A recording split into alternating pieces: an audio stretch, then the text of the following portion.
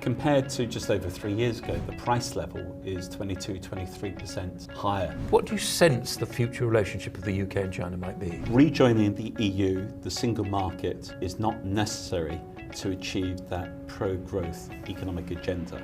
Do you think that Keir Starmer and David Lammy can be taken at their word? Well,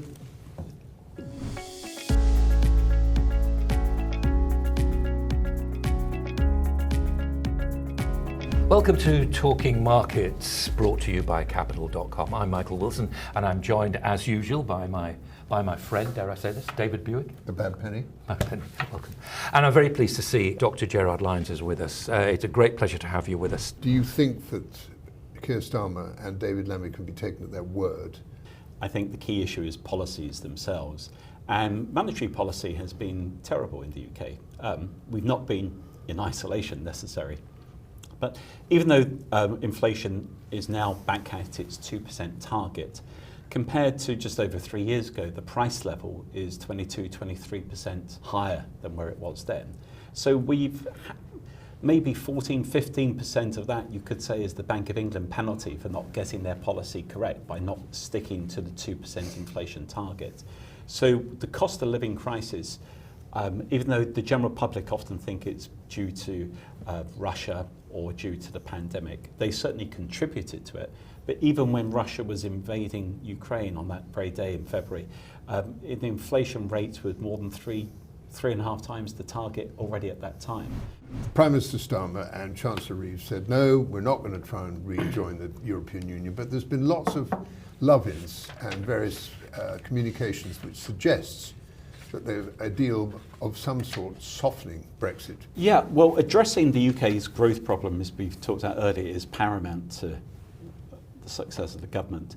But rejoining the EU, the single market, or the customs union is not necessary to achieve that pro-growth economic agenda.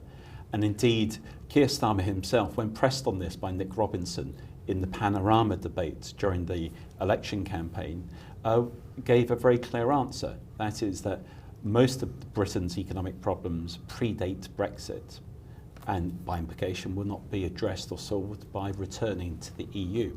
And those problems include low investment, which we talked about, has gone back to the mid-70s, early 70s, a trade deficit back to the mid-80s. And we tend to often forget that when we were in the EU, many of these issues weren't not only not addressed, but the UK economy didn't perform particularly well. What do you sense the future relationship of the UK and China might be? What I've always argued for is to have a clear red line with China. That on one side of the red line is the geopolitics, the defence, the security, the intelligence issues. But on the other side of the red line is the fact that you recognise that business and trade needs to continue and firms are able to trade not just with China but other countries free from that politics. But I wrote an article in the Financial Times last year, well I've written a few articles in the Financial Times, but one in particular I was going to refer to was summer of last year, that interest rates need to settle at a higher level for longer and the markets need to get used to that. And in terms of the UK, interest rates are now obviously 5.25%. Markets will probably take comfort from the fact that interest rates can come down. But where interest rates eventually settle is going to be at a higher level than pre the pandemic. So interest rates should settle somewhere between 4 and 4.5%, which for people who think of the old days, they'll think that's pretty low. Compared to 5.25%, obviously it's lower, but it's still far higher than many people had. When I think that I paid 12% average for my mortgage, just gives people an idea. I did pay it off about 15 years ago, but that was the average cost. That's right, and in the coming weeks, obviously, we had the Bank of England meeting imminently, then we've got the Fed soon after, or the Fed at the same time. We could get interest rate cuts at these immediate meetings, or maybe at the subsequent meeting. Well, we're not going to get 3 or 4 this year, are we? No, but I was going to say the backdrop is one where the Jackson Hole meeting in late August, the central bankers go off to Wyoming. And one of the things that the markets, I think, need to have greater clarity on is where central banks think interest rates should eventually settle. Because in this mishandling of monetary policy that we saw in recent years, central banks talked about R-star neutral rates after taking into account inflation being closer to zero.